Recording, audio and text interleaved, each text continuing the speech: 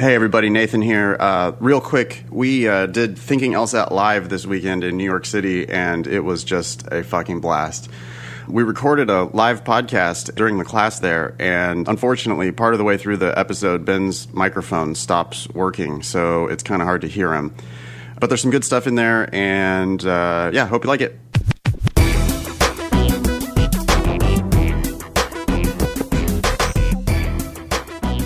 Hello and welcome to episode 148 of the Thinking LSAT podcast in New York City. I am Nathan Fox, and right here in the same room with me is Ben Olson. Ben, what is going on? Ooh, not a whole lot.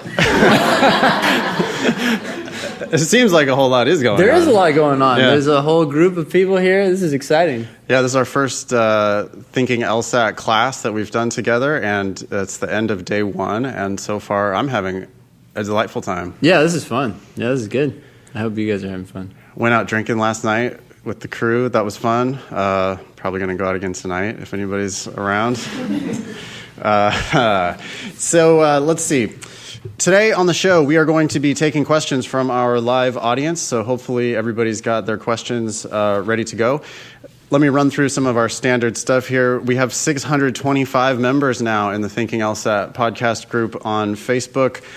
This week, Ben, they were busting our balls for our correlation causation error that we made. Fair, yeah. That was my fault. That was your fault. But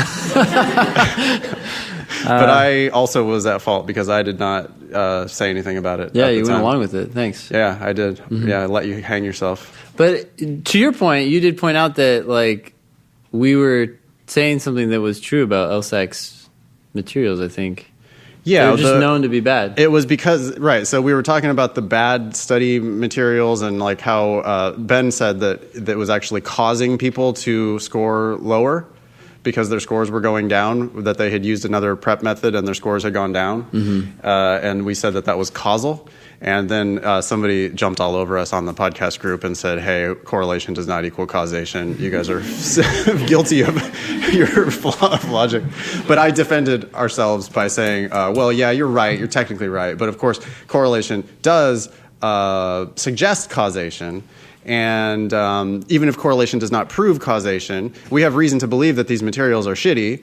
And now we have a negative correlation with the scores, and so it's very likely correct that this is actually causing people to score less. Yeah, and I also defended ourselves by pointing out that the student who called us out on this, who's going to Stanford in Palo Alto, I'm from Palo Alto, and she said on her Facebook page that she's from Stanford, California.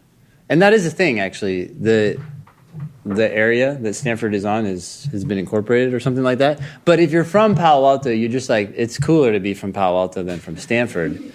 So I called her out on that, I attacked her character. Fighting fire with fire, Ben Olson. So, yeah. Excellent. Anyways, yeah. So, join the Thinking LSAT podcast group on Facebook, and you can also bust our balls anytime you want. We now have 27 patrons on Patreon. That's up 5 more supporters, and they are now donating $142 every month. So thank you very much for that. We've set a couple goals for ourselves. Ben, you put the goal of $1,500 a month because that would pay for the podcast expenses. Yeah, pay for podcast expenses and some flights to wherever. Yeah, nice. I added the goal of trying to reach 100 patrons just because I like the people supporting the show. Oh, you're like a people person. Hey. And I'm all about the money. No, I love it when people contribute $2 a month. Yeah. That's awesome. It's just you're on our team. That's great. We have 262 ratings on iTunes now. Thanks, everybody, for rating and reviewing us. That really helps people to find us. Ben, you said that there's 135 hours of the show that was watched last month on YouTube? Yeah. Is that right? Yep. Mm-hmm. So people are actually using the YouTube channel. You can email the show, help@thinkinglsat.com. You can find us on Twitter @thinkinglsat. I personally am @nfox, and Ben is @Olson Benjamin. But Ben, you're kind of starting to use Twitter these days? I'm looking at it. A little bit? You're looking at it? No, I have an app. Oh, okay. And you've started using that for your news feed kind of thing? Yeah, actually, I just disabled the notifications. It was getting annoying. Oh yeah, no, I don't Yeah. get. Yeah. Only if I get a mention am I going to look at notifications. You can visit strategyprep.com or foxlsat.com to learn more about our services. Of course, you can go to thinkinglsat.com to learn about our joint projects. I guess that's about it. Time for some questions? Yeah, let's do it. Yes. How important is formal logic? So, in the logic Bibles, they really have a whole chapter on logic and some, most, and how they relate, and the arrows, and all that stuff. Since you guys don't recommend diagramming, I didn't know how important to really study that. Question is, how important is formal logic? How important is diagramming? How much of that do we really need to know? What do you think? Well, I would say the only thing you need to know is how to find a contrapositive. Okay, if A, then B. Okay, that means if not A, then not, or not B, then not A.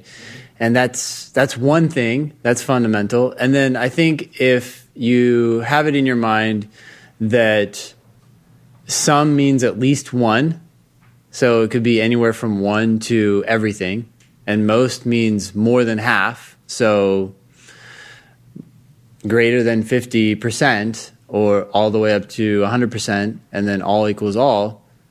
I think that's all you need to know.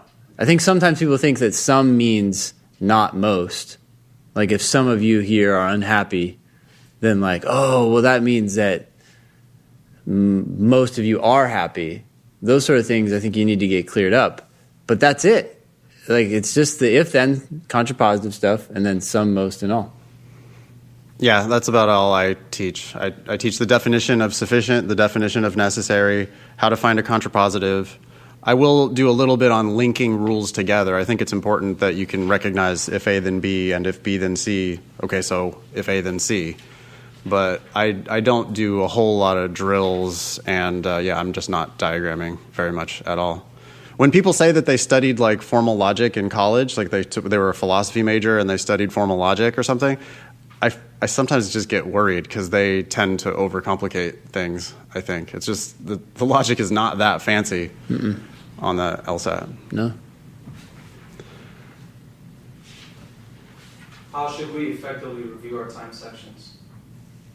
Oh, that's a good question. How should we effectively review our time sections? Well, so I tend to think of test takers in two categories. One is a test taker who's basically a higher scorer, and they're finishing the section, and they should be finishing, or they're almost finishing, and they should almost be finishing because they're only getting a few questions wrong. In that case, that person should take the section and then go back and review any questions that they were remotely unsure about before looking up the correct answer. Because they aren't missing that many questions, they have the time to go back and think about this stuff. Not during the 35 minutes, I'm saying just in their life. And go back and think about this stuff before they look up the correct answer. And it's a hard thing to do. I mean, if you're struggling with a question, you kind of want to just see, did I get it right or did I get it wrong? And then try to work it out from there. But if you're doing well on the test, by forcing yourself to think through these things without knowing what the correct answer is, you're going to get a lot more out of it when you finally do look up the right answer. If you're only getting 15 questions right or something like that, it probably makes more sense just to stop when the 35 minutes is up and start going over the questions that you weren't sure about and looking up the right or wrong answers for those questions. And, I mean, there's kind of a spectrum here, but for some of you, it may make sense to finish those questions that you didn't get to, but the lower your score, the less important it is to finish those questions, just they're just going to be harder, and you need to worry about the easy ones at the beginning of the section. But the bottom line here is that the better you're doing, the more you want to force yourself to do the work on your own. The worse you're doing, the more help you can seek out by looking up the right answer sooner and just doing fewer problems and stuff like that. But as your score goes up, you just got to force yourself to do more and more on your own. And then you'll push yourself further. Yeah, that's an interesting idea. I mean, it's a battle of will in a lot of ways. The LSAT is just it's you versus this test, and it's you have to force yourself to understand it, force yourself to figure it out. So checking the answer key and finding, the answer key says that the answer is this, I don't think that's the best way to do it. We want to be, you just want to be solving it for yourself. Now, if you don't have time, if you've just got very little time, I think it's okay to just look at your mistakes. I do think that that's okay. But if you have more time, like Ben says, review all the ones that you were struggling with at all and just try to solve it for yourself. Yeah. I would add two more things here, and that is, one, a lot of times that when I'm working with people one-on-one, they will start talking about a question that they got wrong, and they'll explain it, and we'll get to a point where, like, yeah, I think you understand why the right answer is right and why the answer that you chose is wrong, and possibly even the other answer choices, why they're wrong. And it's like, okay, you feel good about that. And they're like, yeah, that makes sense to me. And then my next question is, well, why do you think you didn't figure that out during the test? And sometimes it's as simple as, well, I really didn't understand all of this that we just talked about during the test, so I don't know that I could have figured it out. But another half of the time, they're like, this isn't actually that complicated. Like, it can make sense to me now.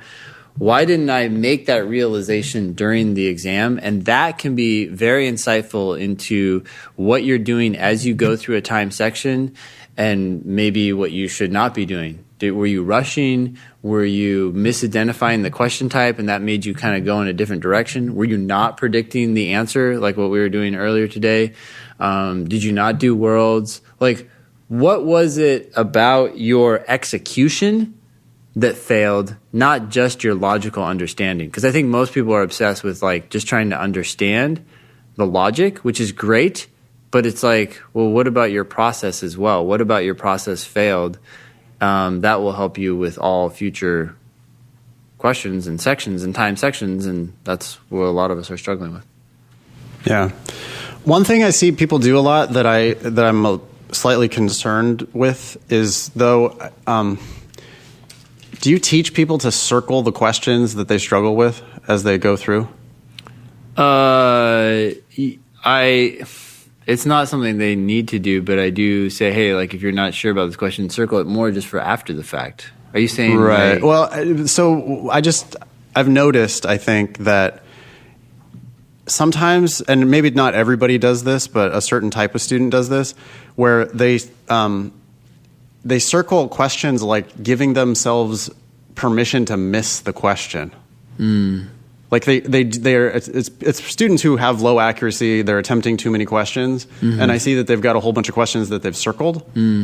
And it's like, so what did you do here? You did half of the job. You couldn't figure it out, so you didn't figure it out, so you just circled it and moved on and started doing other questions. It makes me a little bit concerned when people are circling, like, especially if you've circled like 5 questions.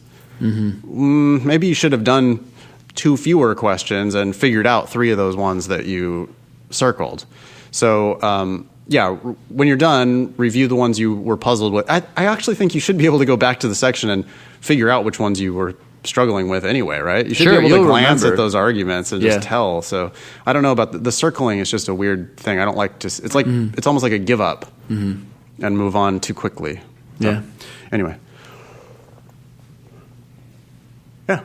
On test day, let's say you get to a question you really don't feel comfortable with. Would you recommend skipping that question, going to the one next to it, or really digging in on that one question? Question is, on test day, you find a question that you are really struggling with. Should you skip it? Yes, more like a, not logic game, but more of a reading comp or logical reasoning. My gut says no, because, maybe you can skip one question per section, but what I think I see students do, it's very similar to what I was just talking about with the circling, is like, if you skip 5 questions, you are definitely now doing harder questions on average. You thought those questions were tough, but wait till you get to number 19. So if you find yourself skipping more than maybe 1, I don't know. What do you think? Yeah, 1 or 2. I don't think that's unreasonable, though. I think there are times where it's just like, this is legitimately tough, and so, okay, just stop spinning your wheels. But what you want to avoid is this trap of like giving up too easily. Because a lot of times you just reread the passage and you dig in a little bit more and you're like, oh, this makes total sense. I mean, I got like none of them in the first 10. I don't think you should ever be skipping a question in the first 10. Mm-hmm. Those are definitely easier.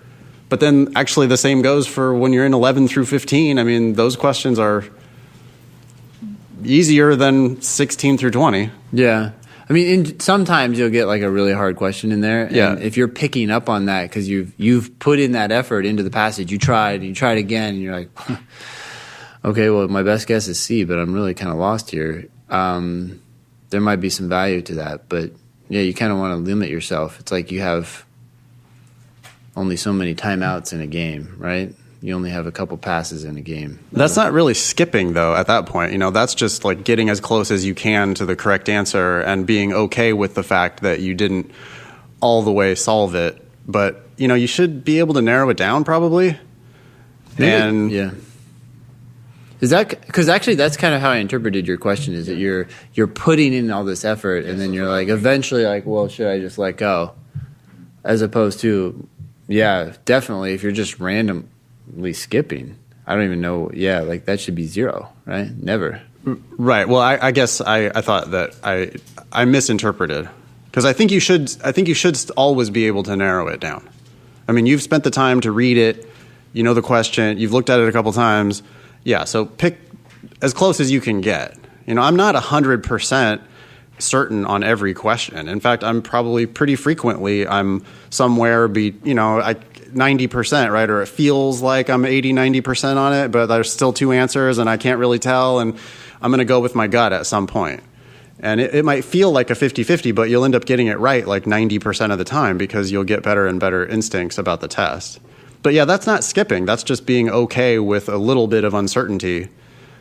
The best you can do is the best you can do, right? I mean, I'm not advocating sit there for 10 minutes on one question. So keep going until you feel like you're not getting any closer to the correct answer. That's what I always say. You know, if Ben said wheels spinning, the second your wheels are spinning, you're not getting any closer. You know, it's not these 3 garbage answers. It's got to be one of these 2. You can't really tell the difference. Okay, well, fine. Now maybe it's time to just pick one and move forward. How do you approach evaluate the argument questions? How do you approach evaluate the argument questions? Those are the ones where they give you an argument. We know that there's a flaw in the argument because you can't evaluate an argument that's rock solid. Well, I guess you could evaluate it, but these almost always have problems. And they say something like, which one of the following answers, I don't know if it says if true. Does it say if true? It says, evaluate the argument, question stem almost always use the word evaluate or judge. Or yeah. Which one of the following would be most useful in evaluating the argument above? Yeah. So which one of the following would be most useful in evaluating the argument above?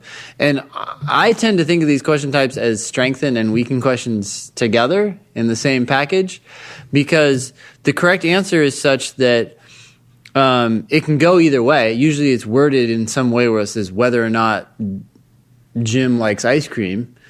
And so it's not telling you that Jim likes ice cream. It's just whether or not Jim likes ice cream. And it's like, well, if Jim does like ice cream, that really, really helps this argument. I feel a lot better about the conclusion. And if Jim doesn't like ice cream, then I feel a lot worse about this conclusion. So you're looking for an answer that is going to have an impact on the conclusion very positively or very negatively. Answer choices that are sort of moot are the ones that don't help you evaluate the argument. I mean, it all comes down to the conclusion.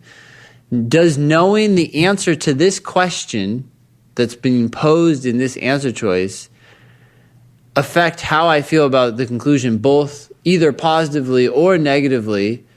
It could go either way depending on what the answer is, but it's going to have an impact on that conclusion. If it doesn't really have an impact, then no, it's not the answer. You could play with extreme answers to that question, you know, like the one that you're trying to pick, right? I think C might be the answer here. You could think about, okay, so if the answer to this question is 0, how does that make me feel about the argument? If the answer to this question is 1,000,000, how does that make me feel about the argument? And 0 should make you feel either better or worse, and then 1,000,000 should make you feel either worse or better, the opposite of how the other. And that's how you know it's a good question to ask, because the answer to the question will change your assessment of the argument. Like if the answer to this question is one way, I feel really good about the argument. If the answer to the question is opposite, I feel really shitty about the argument. Well, then that's the correct answer, because that's the incisive question to ask. Okay, so that's the extremes, and that should help me pinpoint it. Yep. Yeah. If you're reviewing a section and you haven't finished the section, are you going over all the questions you haven't answered as well? I think that's so the question is, if you don't finish the section, should you go with the benefit of unlimited time? Should you continue doing the questions that you didn't get to? Well, reviewing those as well, yeah. Yeah. I think the answer is yes. Qualified, yes. It's yes for most people who are scoring like 155 or above. But when you're scoring like 140, then, you probably really don't. Like, how much can you really learn from a super nasty, like we saw some pretty difficult questions today earlier, right? On that one number 19 and that number 24 that we did. Those ones for people who are scoring 140, I just don't know that you're going to be really learning anything from studying those really hard questions. And I think you could actually end up frustrating yourself and causing yourself lots of drama by doing those ones. They're just kind of like beyond your level. But for most people who, like let's say you're completing 20 questions in the section and you're getting, you should be getting like 17 of those right, then yeah, by all means, you should take the extra time to do 21 through 25. Yeah, why not? Yeah, I agree. Okay. Can we do a law school question, or is it just LSAT? Law school question, sure. Well, I was just going to say, looking back now, both of you guys have done, obviously, your JDs. Any law school exams are obviously very difficult, and obviously you get a wide variety of different types of exams, but are there any mistakes you made early on, like that you fixed on going later on? Mistakes like 1 L a year? during what? So mistakes during. One was going to law school. Yes. Yeah, you're getting to law school. I'm hoping everyone here gets in. I'm just thinking, just to tune it up a little bit in the law school real quick. So, I don't know. Mistakes that I made. Yeah, I mean, I certainly did things wrong in law school. As Ben says, the biggest mistake I ever made was going to law school in the first place. I should not have been in law school. I did not know lawyers. I did not know what lawyers did. When I got to law school and realized what lawyers do, I was like, oh my God, I would never do this. I'm not doing this work. So I just shouldn't have been there to begin with. But so things that I did wrong in law school, I can think of a couple. One main one at Hastings, they force you in your 1L year to take a semester of moot court, and I hated it. I hated it so much. And really the reason why I hated it so much is that I was just so ill prepared. I just did not do the work. I just didn't want to do it, and I didn't do the preparation. And then I had to do like oral arguments, like fake oral arguments when you don't know your shit. And it was just so awful. I was completely miserable. I mean, I just hated it. I was hating my life. And if I had it to do over again, if I was going to go to law school, which I wouldn't, but if I was, I would definitely prepare more for that shit, because then it would have been so much better if I knew everything backward and forward. Instead, I just like half-assed everything, so then I was miserable. I also would definitely, I would have tried to sit like more in the front row, and I would force myself to participate more. Like, be a gunner. Be a gunner. Wait, that's contrary to the advice that we've heard as consulting. Yeah, right. Yeah. I would have gotten more out of it, I'm sure. And you just, hey, you're gonna know the professors. You're gonna get a grade bump for your participation. They're never gonna call on you in the Socratic method. They're never gonna put you on the spot if you're the one who's always sitting there in the front and volunteering and stuff. You're never gonna have to worry about getting called on. So if you don't actually prepare one day, you'll get away with it because you're the guy who's always talking normally. What do you think? You could be talking to, because then you figure out what's wrong with your thinking, and now you start just getting your mind rough and take advantage of that time in class to prepare for the final, which is the sole determination of your grade. Yeah. It's kind of a shitty thing about law school, but I would add that, what was I going to say? Yeah, like, one thing that this is a skill that you have to develop over time, and I think it's what law school is trying to teach you. But it didn't really sink into for me until I was a 2L. And that is that when you read a lot of cases, right? You read these old, boring cases, and I think, I don't know, I'm assuming a lot of people might do this, but you go in and you read the case, and you get all obsessed and sidetracked with the details. But you got to get really good at the main point.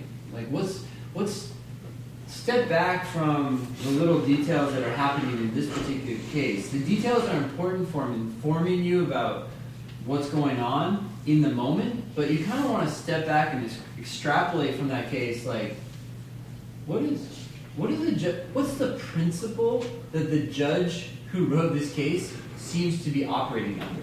Like, what's their rule of thumb or their life value system that seems to be guiding their decision in this case? Because if you can extrapolate that, then you're going to do fine on the final, because the final is not about all these little details, and it's so overwhelming. I mean, you're reading so many cases, you're just going to be crushed. When I finally realized this, like, end of my 2L year, like, the classes became so much easier. Because I just read cases, and it's like I didn't walk away from these 5 cases thinking, well, I got to remember this and this and this and this. I was just like stepping back. I would take away a little lesson from each one, and then I would step back and put them together and be like, what's the overarching theme here? And it's like, oh, okay, they don't want you to be dishonest when you're, in a position of public authority or whatever. Whatever the rule is that you got to take away. And when you take away that rule, it's so much easier to remember, and then you can apply that in a bunch of other cases, which is the whole point of law, I think. Like, what's the underlying rule? And now it's applied to someone else. One hilarious thing about that is that many shitty law professors basically train their class to do the exact opposite of that, because the way they use the Socratic method, they're so lazy about it that, the reason why they use the Socratic method is basically so that it like forces everybody to do the work, like read the case. But the professors will be like asking you details from the case, which is like exactly the opposite of what Ben is talking about. Like, the point is to get the principle, not to be able to name the plaintiff and where did they work and what was the, like all those stupid factual details from the case are really not the point. But many professors, I found that my professors, like 90% of them were just bad teachers. They were just not educating anybody about anything. They were just like dragging people through these cases using the Socratic method and not actually doing any real instruction. Well, they may not be professors because they want to teach. They're probably there for reputation, developing articles and stuff like that. Yeah, they're academics, which does not make them teachers. Many of the best teachers that I had were adjuncts. They weren't law professors at all. They were actually just lawyers. And they were there teaching because they loved teaching. Like, I had a family law professor who was a fancy, really high-priced, family lawyer, divorce attorney guy. And he, cried 3 different times during the semester talking about his clients and stuff and just, really telling us details from actual legal practice. And that dude was awesome. But he was there for the love of it, not to be a fancy academic. The love of divorce. Yeah. Well, I would add one other thing. When I was a 2L, so maybe these things are correlated or causal, I don't know. It's also the same time that I read the book Getting to Maybe, How to Excel on Law School Exams. And that... I was just going to say it's on the list of, happen to Google, top books I should be reading as a kid. Yeah. So anytime someone tells me that they got into law school, I usually fire back an email that says, by the way, just buy this book on Amazon. It's like $15. And it's called Getting to Maybe, and it has some girl, prancing down a path on the cover. I don't understand that at all. But it was super valuable for me because it was basically written from a law school professor's perspective, probably by a law school professor, now I'm thinking about it, just saying what he looks for when he's grading someone's exam. And it's like, oh, okay, that's what you're looking for. That's what I need to shoot for as I write this. Because so many times, like, I would get like a B or something on some exam, and it's like, well, now the semester's over. Right? Because you go to class, if you don't know this, you go to class all semester, and then you have a final exam, and you get a grade, and then now it's over. And so it's like, well, okay, so I got to learn from that experience to help my other classes succeed. But now you're going into a different professor and all that stuff. But that book, anyways, totally changed how I saw the exam experience, and it went a lot easier, and I felt like I got better grades because of it. Yeah, and get the exams, like go to the library and check out the old exams. You've heard this tip before, right? But the old exams many times are just in the law library from your professor from that exact class. And you can get those old exams, and you can start doing those on the first day of the semester. You can start reading through those old exams, and you should definitely, by the time the semester's halfway through, you should definitely be like doing practice finals. It will help your grades a lot, and it'll help you focus on the right things too. You'll realize that all the cases that they have you read in the first like third of the semester are just not even relevant to the exam because they're all old law. It's old law. The law has changed. They illustrate to you how law changes over time, and you get that, but it's not relevant to your grade. It's not. Yeah, that's not what the final is going to be about. Kind of related to that, one of the episodes you guys talked about revisionist history, and that one episode about the command of language and the use of that in law. Are there any other things similar to that that you would recommend that we listen to or read, because that was awesome? Question is, she said we mentioned revisionist history, one of the episodes of revisionist history recently, and you liked that? You listened to that episode and liked it? Yeah, it was pretty great. So for similar stuff to that? Or anything. Similar recommendations for smart shit? Smart shit to listen to in your downtime when you take a break from studying but want to feel like a productive, smart How do you human. be smart?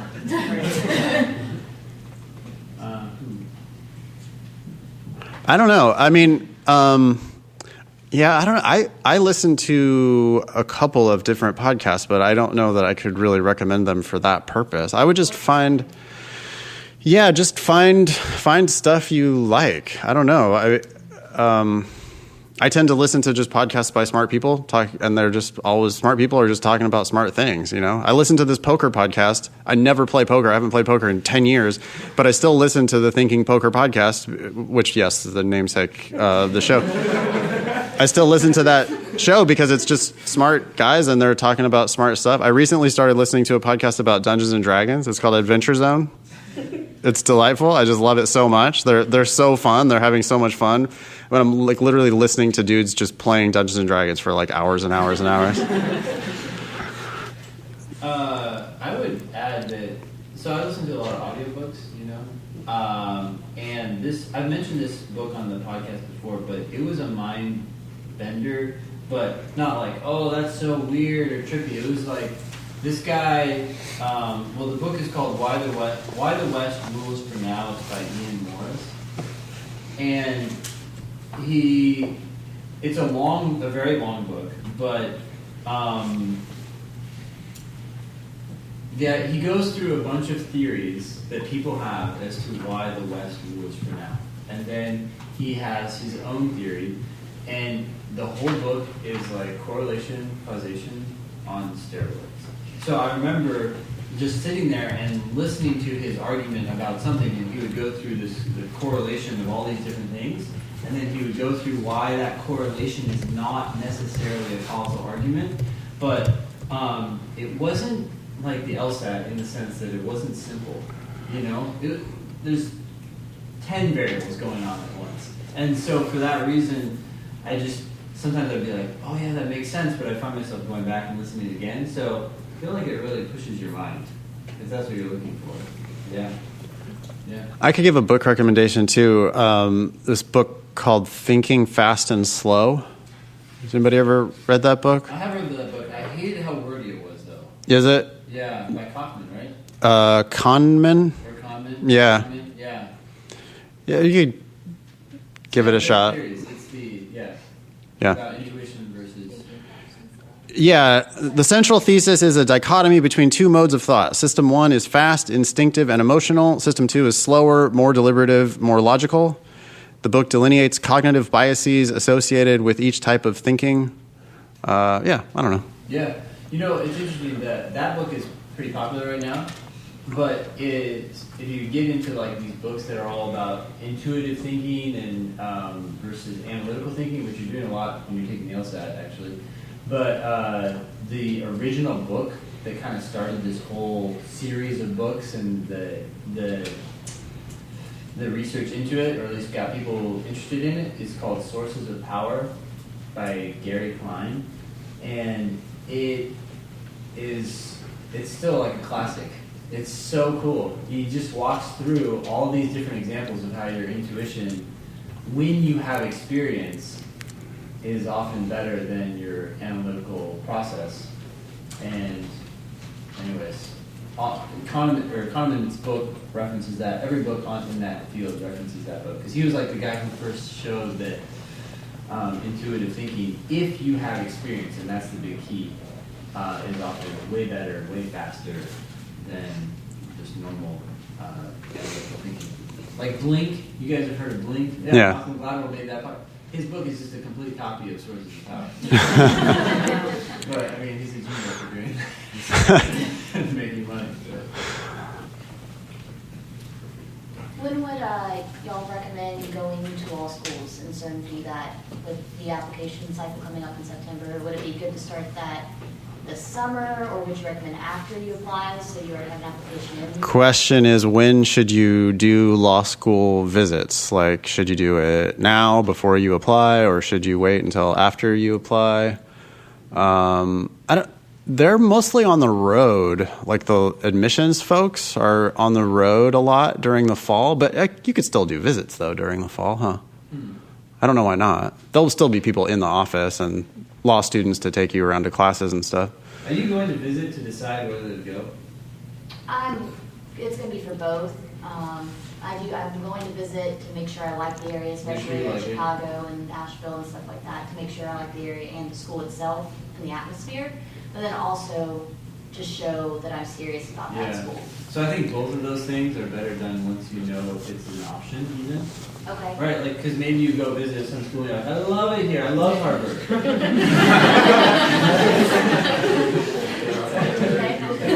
They never get back to you, you know? Yeah.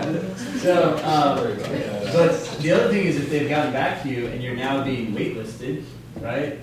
Now you can go visit and you haven't already visited, now you go like, oh, I'm flying out again. You're just like, I can go visit and do two things at once. Show them that you're interested and at the same time see if you really want to go there.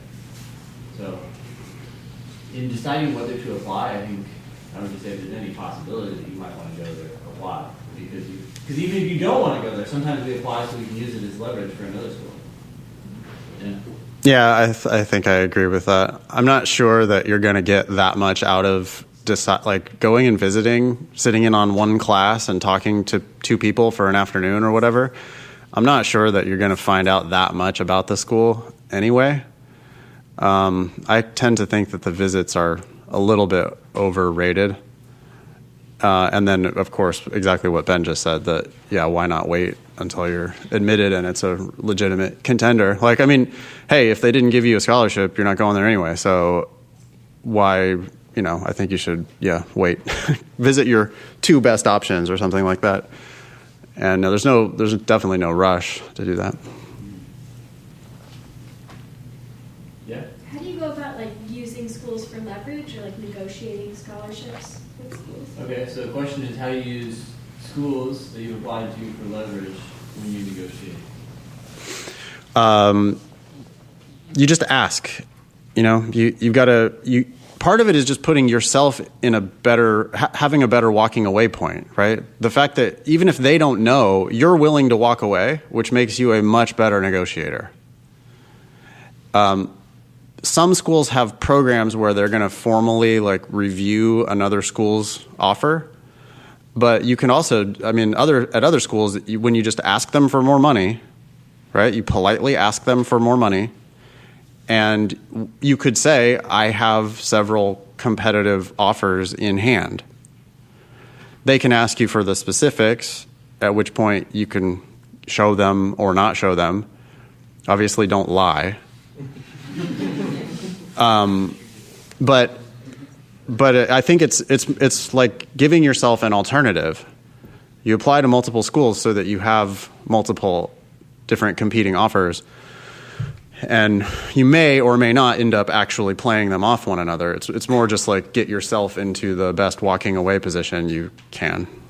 Yeah, and the email can just be as simple as "Dear admissions, whatever," or "Dear Joe, I have been accepted to X with a partial scholarship, a full scholarship, whatever it is that they're giving you, and I really like to go to your school, but given this other offer, we're probably not going to be able to go. So would you be able to offer me more money? It can be as simple and as direct as that. It's just the numbers speak. And like Nathan said, because you're in an actual position of strength, you can walk away. It's kind of easier to say that too, because you're like, oh, they're offended by how I said it. I will not go. Yeah, I mean, you're going to be professional, right? You're going to be cordial, but you can also be firm. Lawyers are not shy about asking for things for their client, and you're going to be representing yourself in this negotiation, and you just got to be firm with them. You got to know what your value is in the marketplace.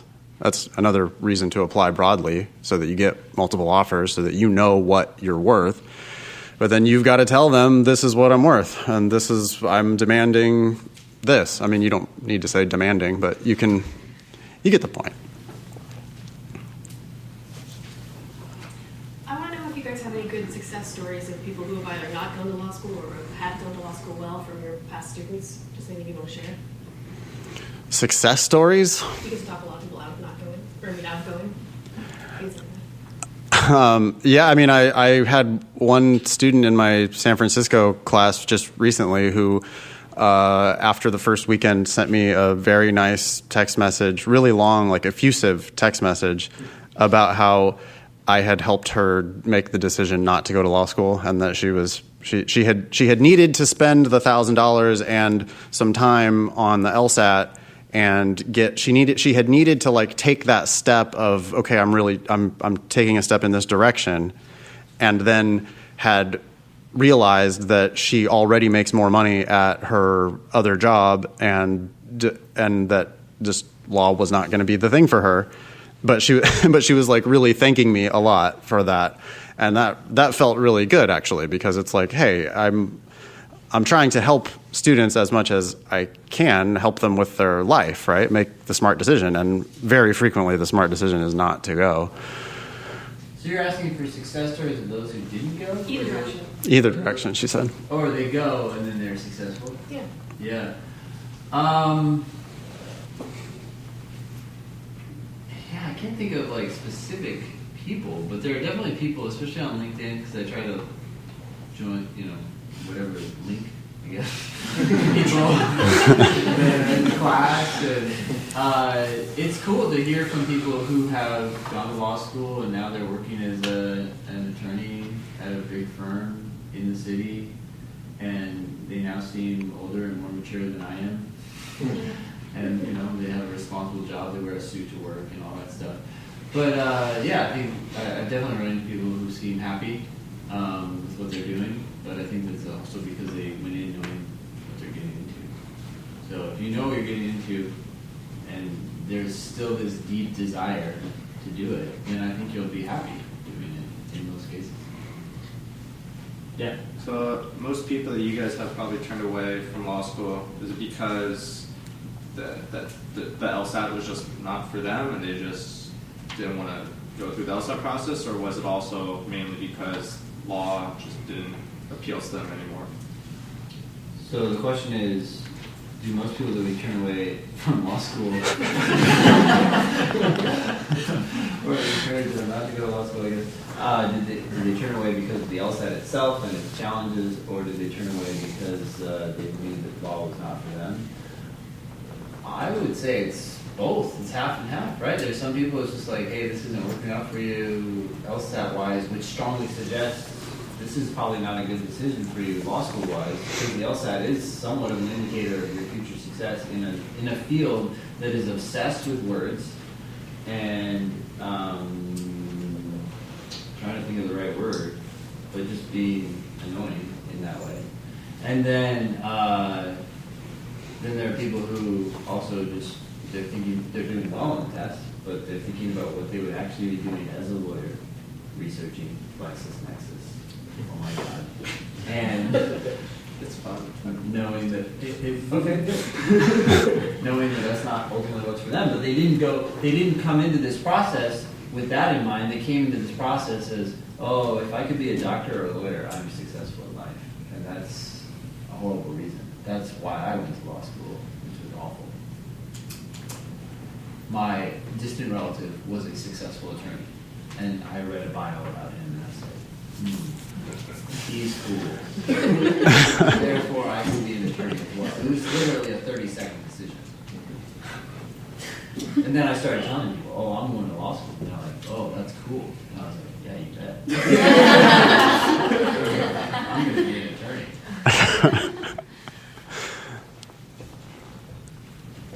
So you guys wouldn't go back to law school? Would you guys ever teach? Like, has anyone ever asked you to teach a class? Or like, would you consider going and teaching? Would we consider going and teaching in law school? Yeah. I am not in the slightest qualified to do that. So I don't, I mean, Ben actually practiced a bit. Ben took the bar and practiced a bit. So you would maybe. Well, so the most interesting class that I took was trial advocacy, because as I was taking it, I remember just sitting there thinking about all the different skills they were teaching. They were teaching a lot of different skills, like when you do cross-examination, you come up and you ask a bunch of questions and they have to answer those questions, but you stop at a certain point because you don't want them to answer any more questions, because then they could explain themselves. You want the jury to draw a certain conclusion, right? So like the person may have done something that looked really bad, but ultimately it was very innocent given some other information. But you don't want the jury to know that other information. You just want to talk about the bad-looking thing that they did, and then be like, okay, thank you very much, and you sit down or whatever. But anyways, the point is that class was like, had some really valuable skills about what to say, exactly how to ask things and stuff like that, right? But it was ultimately about how to lie. Like straight up, it was just open, and so it was kind of a shocking thing for me as I was sitting there in the class. I'm like, this professor is just open, like, this is the best way to get people to believe X, even though X is not true. And so it was a little bit, it was part of, the beginning of the end of my association. But despite the lack of morality, I guess, with that class, that would be a really fun thing to teach. And so something like that, or even the law class, I think it's law professors have kind of a fun job because they don't have to do anything except grade your final exam. And some are even lazy enough to turn it into a multiple choice thing, which pissed off some students at my school because they were like, now you're not doing anything, right? All you do is come lecture. But it's a Socratic method, you know the cases really well, you just get to kind of play with students, I think I mentioned this, my first day of class, I got called on twice. Did I say this? So, my name is Olson, right, my last name, so it's right in the middle of the roster. So I went to civil procedure, that was my first class, and the professor, I forgot his name, but anyways, he said, the first person he called, he said, Mr. Olson, and I was like, oh yeah, and I was sitting in the front too. I said, yeah, right here. He goes, well, tell me about the case. and I hadn't read it, but we were supposed to. I just pretended, you know, I was like, oh, well, you know, and he knew right away. So I was just like a little mouse. Cat. Asking questions, and it just got worse and worse and worse. And he's like, well, it sounds like we should ask someone else. So that happened, and then you know, so the way it worked at GW at least, they kept everyone together. So like you had everyone, like a group of people were taking one class, and then they would go take another class together. And I think the idea was that they'd all get to know each other. So then we all moved to this next class, and it was contracts, and the same thing happened.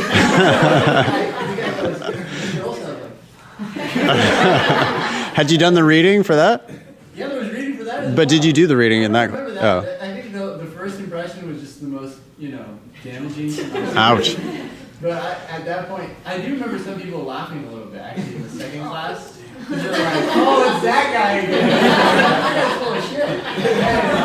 It was true. But I think that was, I mean, I like teaching the LSAT, and I could see myself really just, if I knew a subject area really well, because you'd have to know it really well, and that would be very boring, but once I got to that point where you knew it really well, that would be fun. You just get up there, like, oh, here we go again. Like, what'd you guys think of this case? Oh, let's see, you know, Miss Thompson, what do you think about this? And it's like, oh, you didn't do the reading list, you stayed. You know, you get paid decent amount, and I don't know. But you have to publish and stuff too, so that would be painful. I don't know, does that answer your question? Yeah, that's fun. Do you want to It's fine. Do you want to become a professor? No, I knew someone that left law and they teach now and they love it. So I was just curious if you'd ever do it. Well, teaching's just the greatest. Yeah. Yeah. Those that can do, those that can't teach. Is that the same? Can do, can't Those do. that can do. Yeah. Those that can't teach. That is a common insult for teachers, yeah. Rough day for you. I know, I'm getting killed over here. We've all learned a lot from you guys. Is there anything that stands out that you guys have learned from the collective us? Ooh. Maybe you all cry. Things that we've learned from our students. Yeah. I mean, I've learned tons. For like my whole method for the LSAT has evolved over the years, you know, and I continue to steal best practices from students. Logic games specifically, I'll look over somebody's shoulder and I'll see some nifty way that they are diagramming something, and I'll just adopt that immediately and incorporate it into my method. Yeah. Just the other day, someone said, "Oh, for necessary assumption, you can do the negation test. It starts with and." I was like, "Oh, that's a good point." And then she said, "And in a sufficient assumption question, you generally want a strong answer."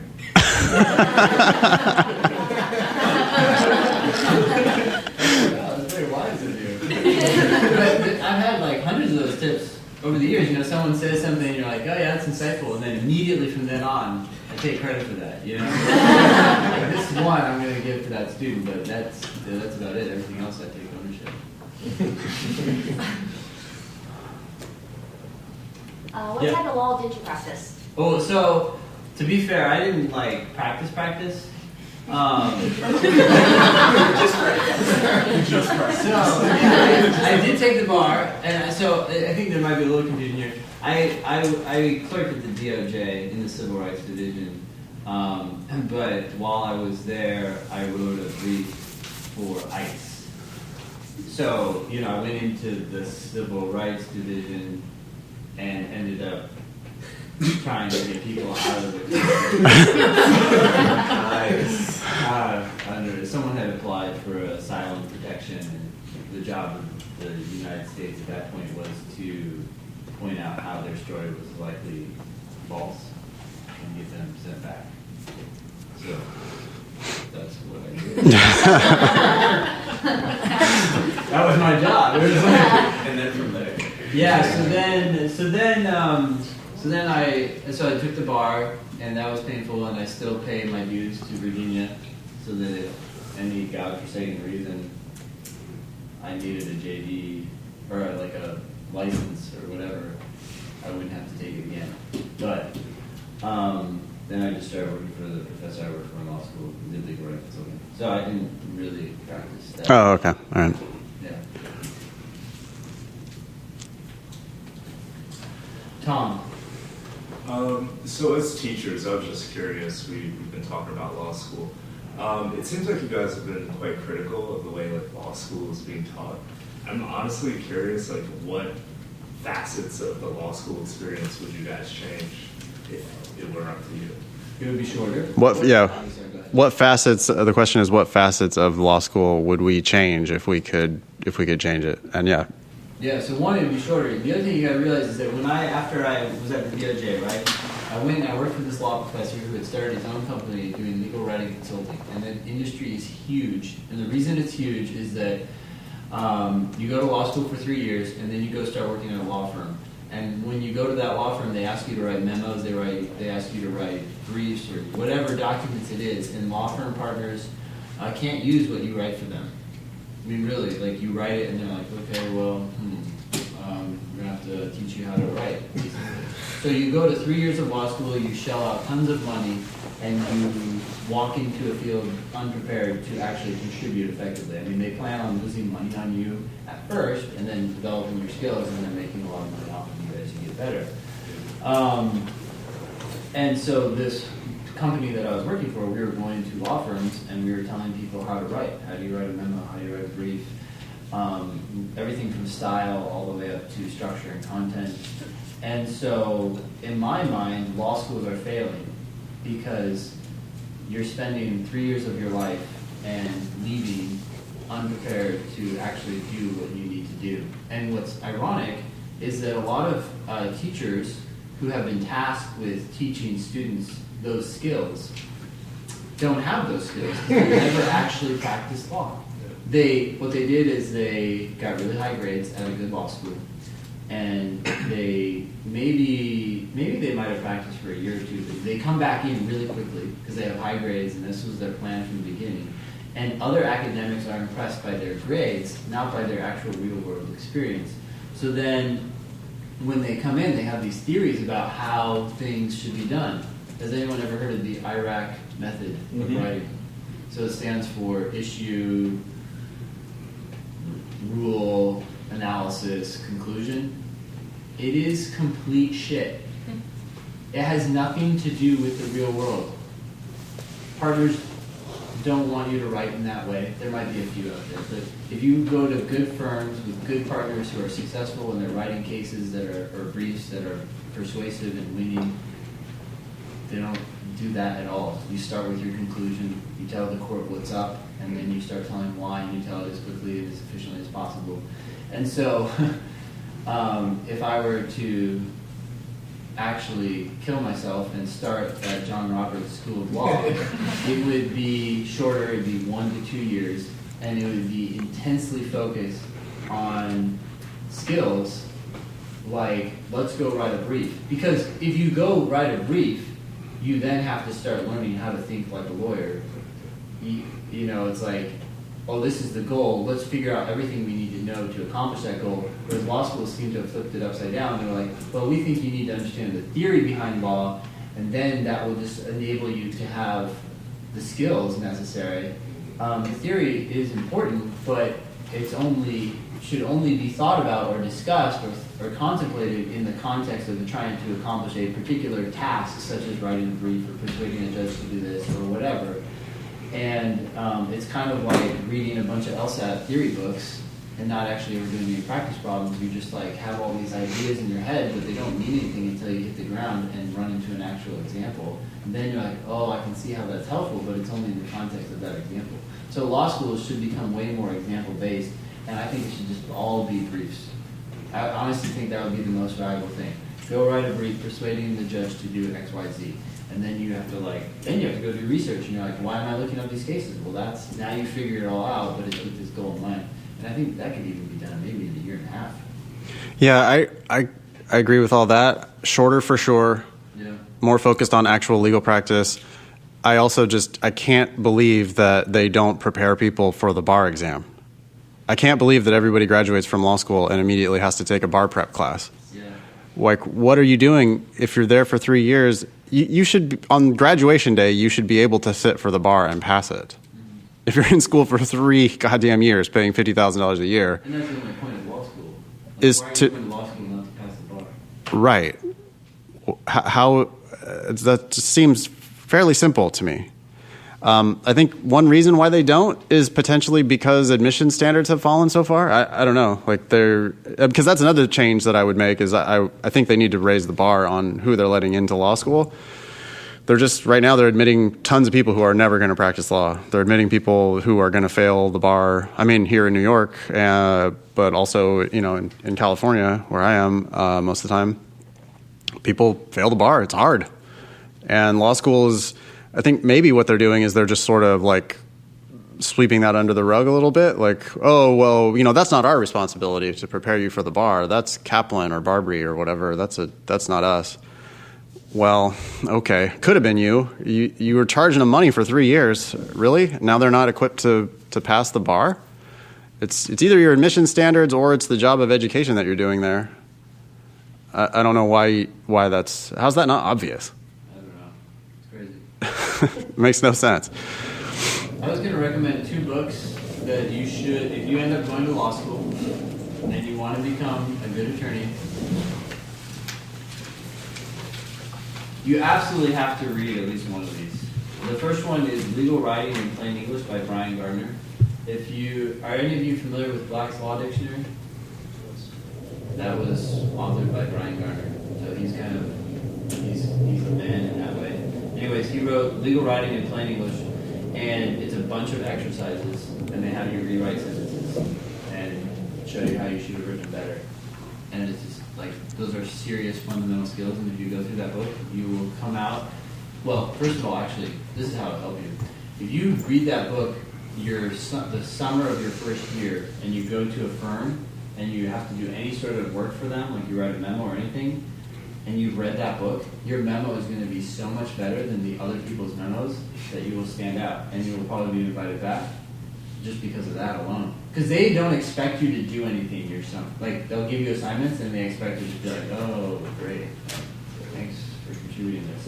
And if you write something good, you're going to stand out. The other book, and this is only if you want to go into like advocacy as opposed to transactional drafting, would be Point Made by Ross Guberman. That book is also example-based. It's like, if you were doing anything with briefs, he gives you tons of examples from the best legal writers in the world. John Roberts, Lynn Kagan, what's that conservative guy on the 7th Circuit? You guys know him? Starts with a P. Posner? Posner, yeah. Scalia, other good writers, and he says, look, this is how they started their brief in this case, and they give you like 10 examples. You're like, oh wow, this is a really good way to start a brief, and now here's the really good way to go into the argument, all that stuff. Anyways, those are skills that unfortunately law schools are not giving you. You have to go out and develop them yourself, but if you do, you will stand out because lawyers are just professionally paid writers, and that's how you stand out, is you write good shit, and people say, oh, I don't have to edit this very much. I love what you've given me, and now my job is done, as opposed to now I have to teach you how to do this. If those books don't sound appealing, it's possible that you're not really cut out for this career. I mean, you got to understand what you're getting yourself into. You are embarking upon a career as a professional, technical writer, and you got to get into that idea. If you can get into it, be excited about it, then great. That's what you're going to be doing, and you'll be happy. But if not, then I don't know. I don't know what kind of a lawyer you're going to be. Yeah. Since both of you went to law school, I know you guys usually say don't go to law school unless you're going to be a lawyer. But if you didn't have to pay and you were even going part-time, so you didn't have the opportunity cost of going to 3 years without losing income, do you see a value in going through that educational process to learn the things you started to mention, Bang, or any other things that we can learn and kind of reshape your mind? The question is, if you're not going to practice law, but let's say, hypothetically, you could go for free, maybe go part-time so you could keep working, is there value for people who are not going to be lawyers? Is there value in the education that you will receive in law school? I felt like there was value when I was in law school. I don't know if I feel that way anymore, but I do remember thinking, wow, somehow I graduated from college and I didn't really appreciate how our federal government works. Didn't appreciate how everything interacts. I knew the 3 checks and balances. And so at the time, I remember thinking, this is like all making a lot more sense now, how everything interacts and relates and so forth, and I felt like it was very valuable as a citizen, but I'm not as concerned about those things anymore.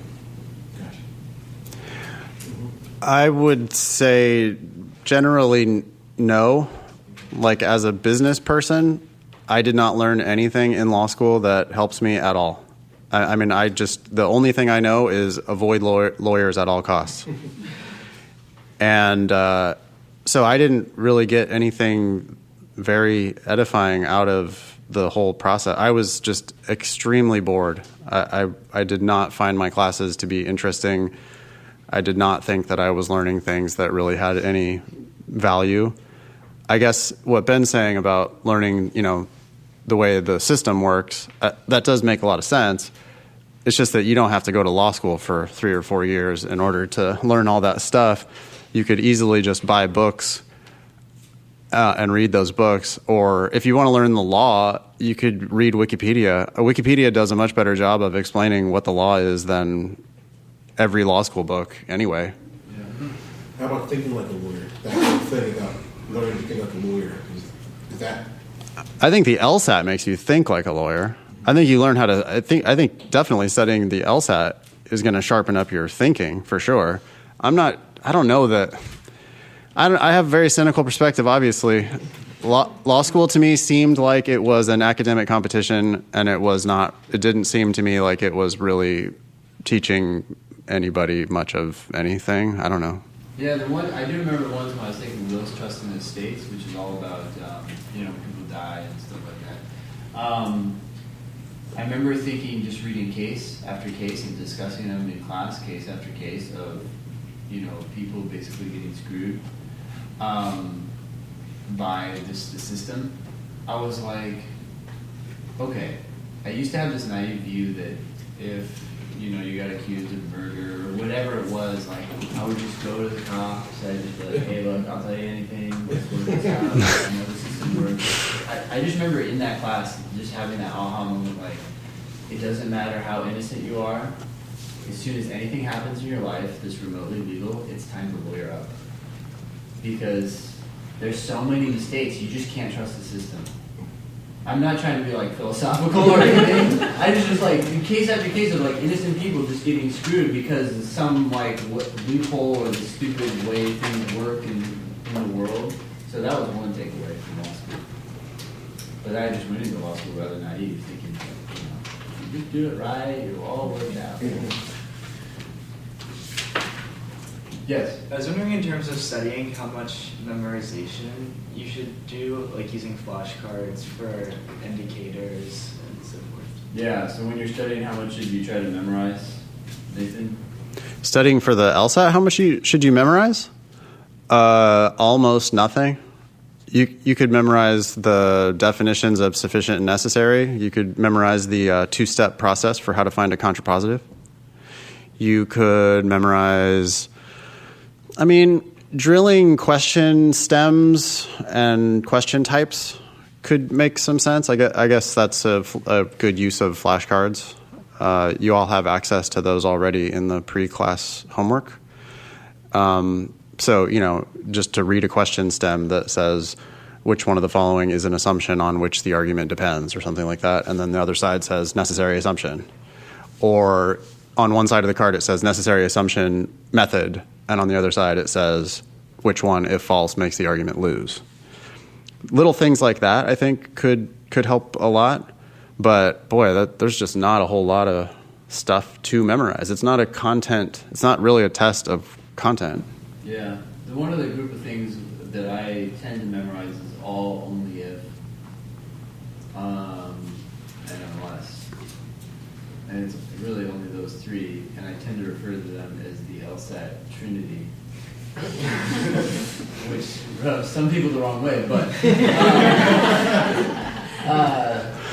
all equals if, only if equals then, right? And then unless equals if not.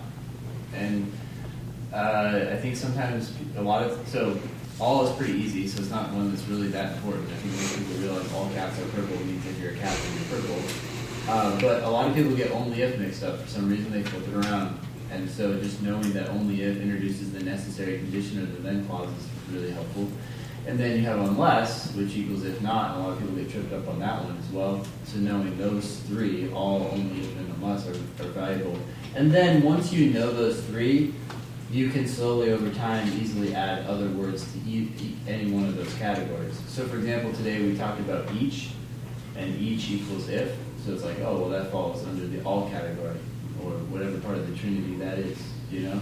And so then you can just, and it's like you have those three words in those three categories, and words will just fall into there. The same is true with some, most, and all.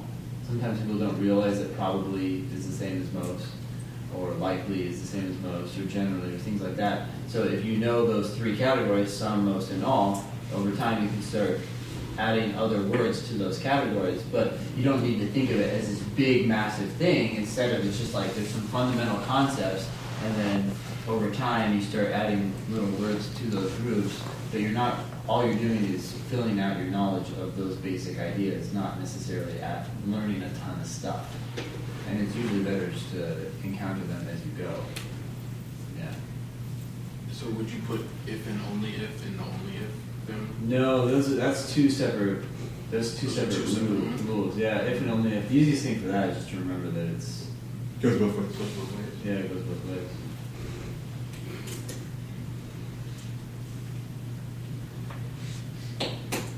Any more questions?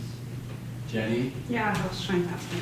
Okay, what would you add to your study time? Like, that will be fundamental and productive for your study, like in the long term. I mean, I know that you mentioned self-learn and meditation, and I apply myself nutrition, but what would you add? Like, So the question is, what would you add to your study time, like meaning like regimen? right, yeah. Yeah, like, so you're saying you've added, in addition to doing time 35-minute sections, exercise, meditation, and nutrition? Yeah. Yeah, I don't think those are bad things. I don't know that I would. The problem with creating a list of too many things is that then it can be stressful, and it's like, oh, I haven't done all these things. The shorter your list, the more likely it is that you're going to do whatever it is you do consistently. So, for example, if I tell you to do one thing, you're 10 times more likely to do that every day than if I tell you, well, every day I think you should do 3 things. Because those, now it's like you do one of them, or it just seems overwhelming to do all of them, so then you do none of them.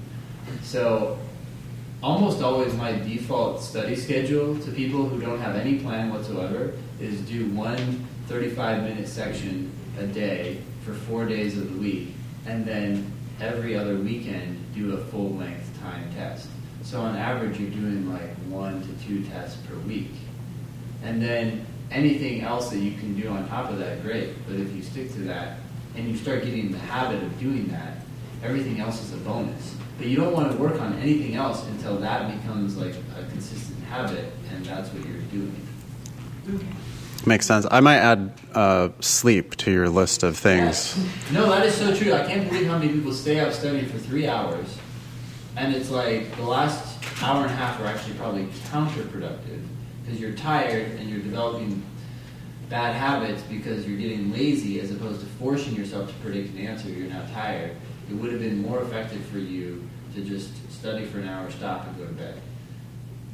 Especially since a good chunk of the LSAT, I don't know what percentage, but a good chunk of your score is solely a function of how focused you were in the moment you did the question.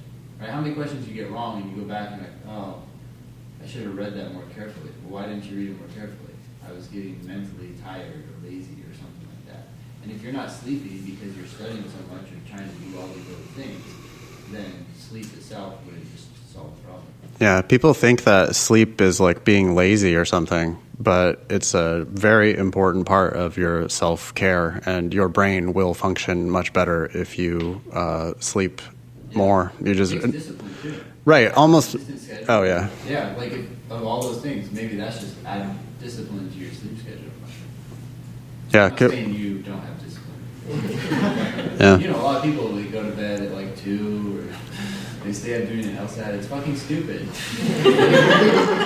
That is, yeah, that is really crazy. Only, especially after drinking.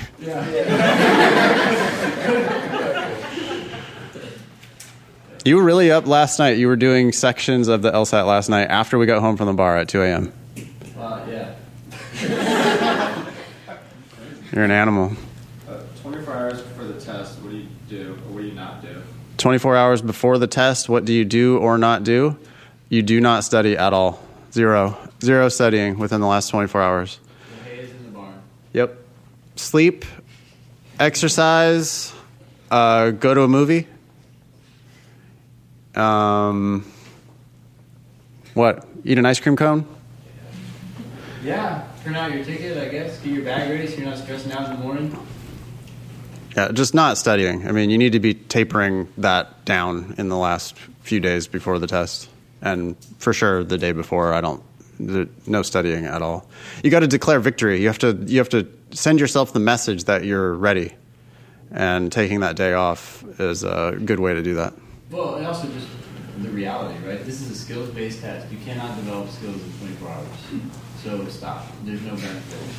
And so now your true benefit is going to come from focus and energy the next day. So if you're draining yourself by studying and stressing out about that, there's no point. I really like going to a movie. I feel like it just takes people off from whatever they're doing. Yeah. Netflix or whatever it is. I like going to a movie. Netflix, there's too much like stopping and you're checking your phone and you're doing all that kind of stuff. I like going. Yeah, I think when you're at home, it's just too easy to be distracted by a million other things. In the movie theater, unless you're like a total asshole, you're not going to be on your phone. And so I just like it that they are in charge. Like they're going to dim the lights. You're on their schedule. You show up, you get your popcorn, whatever, you go sit in the dark, and they put on a show for you. What's going on? Got crazy noise going on in the room. You're not in control, so they. Sorry, I'm distracted by that noise. Since you're not in control and the show isn't going to stop, it's just like you're into the entertainment. It's just like a whole big show for you, and you're not doing anything. You have no responsibilities whatsoever. I like the just complete shut off of the actual going to a movie experience. I think there's a lot of value in taking yourself out to eat too, or whatever it is that will lessen the things that you have to do that day, because willpower is shown to be a diminishing resource. So if you are lazy in some ways the day before the test, you're building up that willpower. You're keeping reserves for the next day, and so you just go and put all your energy into taking the test and chilling out as you take the test. We're over time for today, so we probably, do we have one more question? Yeah. So if we're registered for both July and September, and in July we get a score that's like what we're predicting, how do we go, what do we do afterwards to prepare for September? Do we keep doing the 35-minute? The question is, if you're registered for both July and September and you get a score in July that is what matches what you've been doing on your practice tests, how do you continue preparing for the September test? Keep doing like Ben just was talking about, the basic routine of one section a day, most days, a full test every once in a while, thorough review of all your mistakes. When you're re-preparing, or if you were prepared for July, well, maybe you'll get a great score and you won't have to take it in September.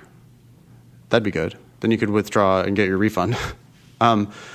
But otherwise, it's not like you need to do more. You might have already done the bulk of the work, and so now all you have to do is just sort of, a section most days, to keep making forward progress? What do you think? Yeah, I don't think anything would change. Just if you run out of tests, sometimes people are worried about that, right? Like they've taken a lot of the recent tests. If you've taken all of the recent tests, and usually what I tell people is, well, take an older test, but then take a recent test, then just alternate between the two, and take a recent test that you haven't seen for a while. But you don't really need to stress about it too much. The other thing I would add, since we're talking about September and July right now, what is that? I don't know. It's like an airplane noise. It sounds really loud for a building that you have 30 tribes. I feel like something heavy being on it. Yeah, maybe they're dragging something. Yeah, Anyway, yeah. So PSA, so one of my students just called LSAT and said, hey, look, I don't want to take July. Can I transfer to September? And it's past the transfer deadline. It's got to be at this point. Yeah. And even if it wasn't past the deadline, you'd have to pay money to transfer. And LSAC said, as a courtesy, did I tell you this? No. I will transfer you, with the person on the phone, to September for free. What? After the deadline? It was as a courtesy. When was this? It was about 4 or 5 days ago. So, if you decide not to take the test in July, it wouldn't hurt to call them and just say, as a courtesy, I'd appreciate to be transferred to the September LSAT for free. Have we talked about before the thing where if you just say a reason, you're more likely to be approved for things, generally? Just when you ask people... Because, and then whatever. Yeah, give me $1 because it's nice weather. Like something that's irrelevant, but you're actually when you add the because, that reason, even if the reason is stupid, it still makes it more likely that you'll get what you want. So yeah, you could just call LSAC and just ask them for things, but just give a dumb reason. Because it happened to someone else. That's a pretty good reason. Yeah. My friend just told me that he got transferred for free. Could I be transferred for free too? That is a good reason. I mean, seems like fairness. Yeah, I bet it just depends who you get when you call the LSAC bunker. That day, it must have just been the B team was answering the phone, so that. That sounds like an A team. Actually. The B team was the assholes. No, it's not that. Well, not from their perspective. From their perspective, the A team is the ones that make money. You know. Aren't they like feeling the heat maybe, and that's why? Like, Oh, it's a new, kinder, gentler the B team is now LSAC. Yeah, cool. Yeah, well, they have that new position, right? Director of Delight. Customer delight. That's right. delightful tabletop. All right, I think we should probably wrap it up there, Ben. What do you think? No, but that's okay. All right. That was episode 148. Thanks all y'all for listening. Nice knowing you. Don't pay for law school.